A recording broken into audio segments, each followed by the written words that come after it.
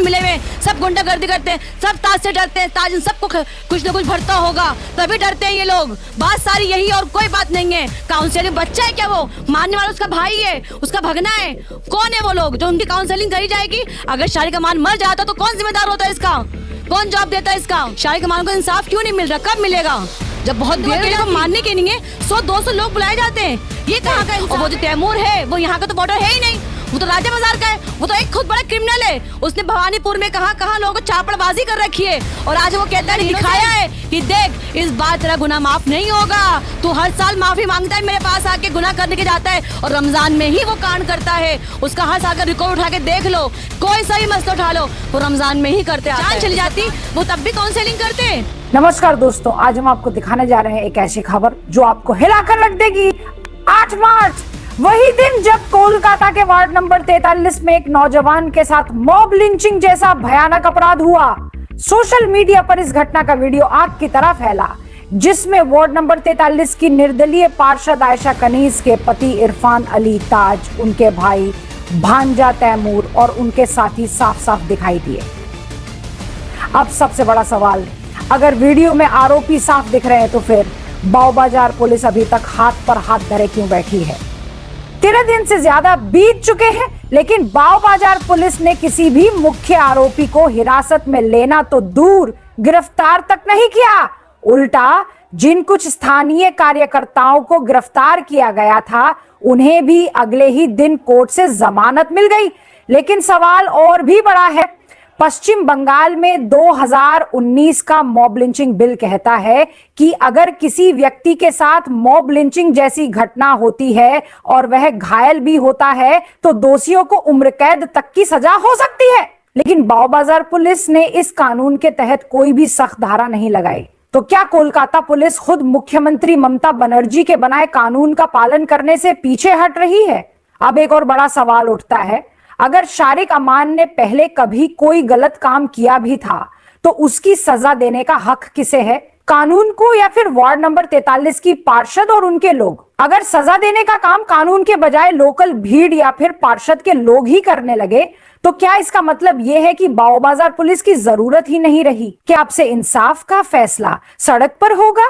क्या ward number 43 में Kolkata police की कोई भूमिका नहीं बची क्योंकि पार्षद और उनके समर्थक ही न्यायाधीश बन बैठे हैं?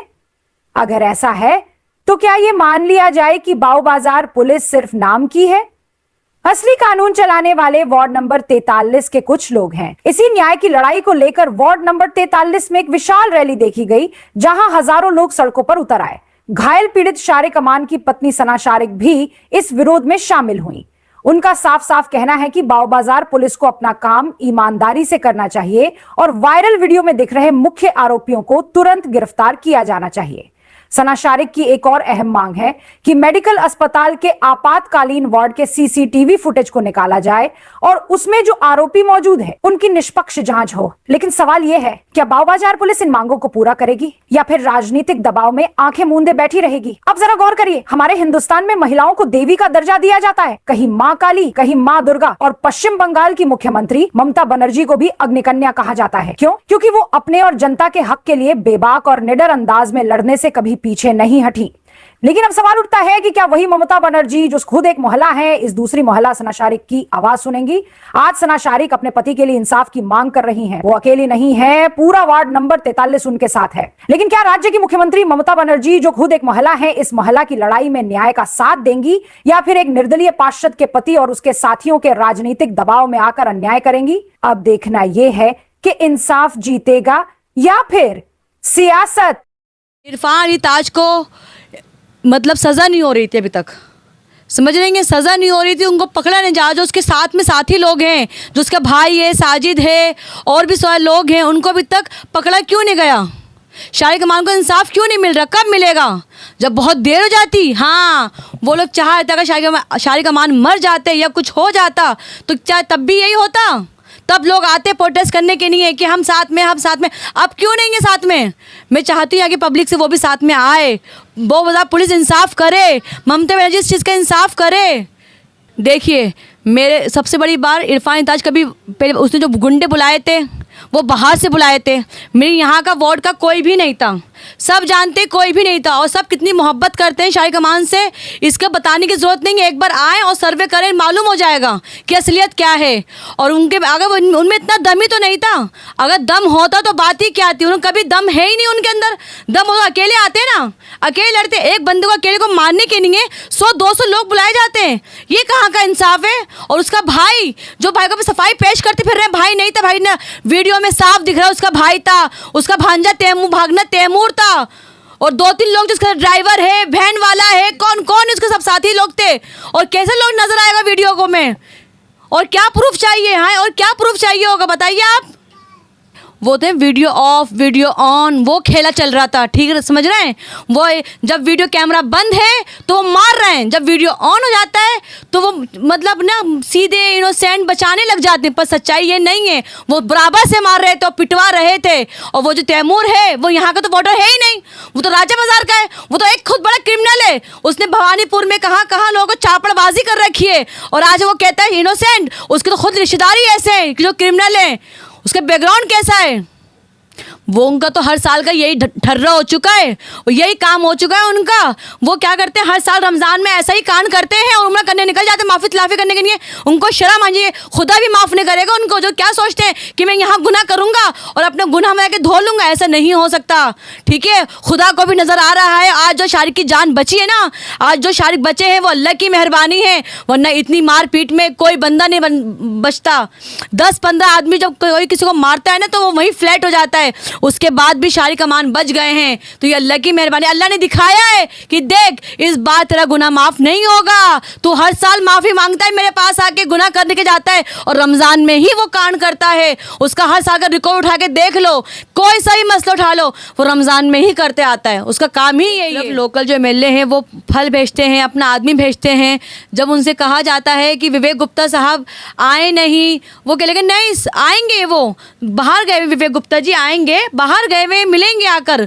हाँ, उसके बाद 2 दिन बाद ही एक रिपोर्ट आती है, न्यूज़ में चलती है कि वो आए हैं और जो मॉब लिंचिंग कर रहे हैं बच्चे लोग के कह रहे हैं, वो बच्चे लोग हैं। जब उनसे सवाल करा जाता है कि शारिक कमान के साथ जो मॉब ब्लीचिंग हुई गई है, उनको मारा गया है, तो वो कहते हैं बच्चे हैं, मैं आऊँगा काउंसलिंग करूँगा। अरे वाह, ये कौन सी काउंसलिंग होती है जो बच्चों को, अभी एक इंसान की जान चली जाती वो तब भी काउंसलिंग करते हैं। हाँ, और जो ममता बनर्जी 2019 में एक लॉ पास किया था, उसमें संग संग गिरफ्तारी थी, क्यों गिरफ्तारी नहीं हुई अभी तक? इसका जवाब दे, क्या वो ममता बनर्जी के खिलाफ जा रहे हैं? वो हाँ, उनका जो लेटर है उसके अमान्य कर रहे हैं। जैसे वो अपने हर बैनर में, हर फोटो में जब वो हटा ममता बनर्जी का और अभिषेक जी का फोटो नहीं रखते, वैसे उन्होंने यहाँ पर भी साबित कर दिया कि उनको नहीं मानते वो, इसीलिए उन्होंने ये सब करा है। इसलिए काउंसलिंग कर रहे हैं। बात कुछ नहीं है, ये सब मिले हुए हैं, सब के सब मिले हुए हैं, सब गुंडागर्दी करते हैं, सब ताज से डरते हैं। ताज इन सबको कुछ ना कुछ भरता होगा, तभी डरते हैं ये लोग। बात सारी यही और कोई बात नहीं है। काउंसलिंग, बच्चा है क्या वो? मारने वाला उसका भाई है, उसका भगना है। कौन है वो लोग जो उनकी काउंसलिंग करी जाएगी? अगर शारिक कमान मर जाता तो कौन जिम्मेदार होता है इसका? कौन जवाब देता है इसका? देखिए, हमारा खुदा एक ही है, अल्लाह, और दूसरा कोई खुदा नहीं है। होंगे विवेक जी नहीं गुप्ता, कोई खुदा पुदा ताज, अल्लाह ने करे हमारी नहीं है, हमारी नहीं, एक ही खुदा है। उनको गाली बगेगा मैं दिल चले तो क्या बोलूँ मैं उनको विवेक गुप्ता जी को भी और ताज को भी, कि वो होते कौन है कहने वाले? इरफान जाए खुदा ऐसा होता है? खुदा अपने बंदों से प्यार करता है, उनकी परवाह करता है, ना उनको मारता है।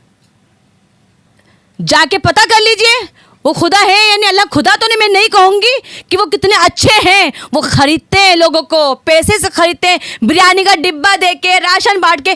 पहले दिल जीतो, दिल से खरीदता है इंसान। उसने लोगों का दिल नहीं जीता, जेब खरीदी है उसने लोगों को पैसे दे देकर। और शारिक कमान ने लोगों का दिल जीता है, गरीबों की मदद करता है वो इंसान। तभी उसका 43 वार्ड उसके साथ खड़ा हुआ है, उसके साथ है। अच्छा, 4 साल से परेशान कर रहे हैं। कोई भी ऐसे एक वीडियो उठा के दिखा दो, ठीक है, कोई सा भी जिसमें शारिक कमान ने किसी का नाम लिया हो, किसी को कोई गाली बकी हो इंटरव्यू में, कभी कुछ ही बोला। एक इंटरव्यू में आपसे कहती हूँ भाई, आप ही लाके दिखा दो एक इंटरव्यू मुझे शारिक कमान का। और दूसरी बात ये रही, इरफान अली ताज तो शारिक कमान को जानता ही नहीं था। जब उससे इंटरव्यू में सवाल करा गया शारिक कमान के बारे में, तो बोलता है शारिक, हाँ एक शारिक नाम का लड़का है, और दूसरी तरफ विवेक गुप्ता जी कहते हैं कि शारिक अमान 4 साल से परेशान करता है। झूठ तो आपका यही नजर आ रहा है। क्या समझ रहे हैं, पब्लिक बेवकूफ है, पब्लिक को नजर नहीं, पब्लिक को सब समझ में आ रहा है। आपका झूठ पकड़ा गया, अब आप ज्यादा दिन बच नहीं सकते। झूठ आपका ना, आप सब मिले हुए, ये सबको नजर आ गया है। अब कब तक बचोगे आप? देखिए, जब तक शारिक अमान को इंसाफ नहीं मिलेगा तो इसके लिए चाहे हमें दीदी के पास न बनू तक जाना पड़े, वहाँ तक जाएंगे, पर शारिक को इंसाफ दिला के रहेंगे। क्योंकि खुदा विवेक गुप्ता जी ने बनाया है पब्लिक का। खुदा उन लोगों के लिए होगा जिनकी जेब में नोट जाता होगा, उनके लिए खुदा है वो, हमारे लिए खुदा नहीं है। क्योंकि हमारा खुदा एक ही अल्लाह ही है और अल्लाह ही रहेगा। क्योंकि हमारी जेब में नोट नहीं है और ना हमें चाहिए ऐसा नोट। हराम का नोट तो कभी ज़िंदगी में नहीं चाहिए, और अपने पास ही रखे। जिनके लिए खिलाता होगा, जिनको करता होगा, उनके लिए खुदा है वो। और इसकी लड़ाई के लिए हमें चाहे हम लोग ममता दीदी के पास तक जाएंगे। इंसाफ तो शारिक को हर हाल में चाहिए होगा। बहू बाजार थाना हमारी हित में देख लीजिए आप ही, कहाँ से हित में लेगा। मुझे तो लगता है कुछ साठगांठ हुई हुई इन लोगों की, कुछ इनका आपस में मिक्सिंग है। क्योंकि शायद जब हमला होता है उसके 40 मिनट बाद आती है पुलिस। क्यों? बहू बाजार थाना मेरे घर से दूर नहीं है, ज़्यादा 5 मिनट का रास्ता है। 5 मिनट का क्यों आई? क्योंकि ये सब मिले हुए हैं, सबको सेट कर रखा है इरफान ताज ने, और ये प्री प्लान हुआ है। ये सब मिले हुए हैं ये लोग। मुझे तो एक बात समझ में नहीं आ रही कि बहू बाजार ने अभी तक एक्शन क्यों नहीं लिया, गिरफ्तारी क्यों नहीं करी गई, जबकि गवाह है मेडिकल का सीसीटीवी फुटेज। जब इरफान अली ताज वहाँ जाते हैं अपने लोगों को लेकर, गुंडे लोगों को लेकर, वहाँ पर एक इंसान को मारते हैं, कहाँ है वो फुटेज? क्यों अभी तक फुटेज नहीं निकलवाया? क्यों गिरफ्तारी नहीं हुई? मुझे वो गिरफ्तारी चाहिए, मुझे इंसाफ चाहिए। बहू बाजार से पूछना है, सवाल का जवाब दो। क्यों गिरफ्तारी नहीं हुई? कहाँ है फुटेज वो सब? जब इरफान अली ताज एक आदमी को मारते हैं, कहाँ है वो सब फुटेज?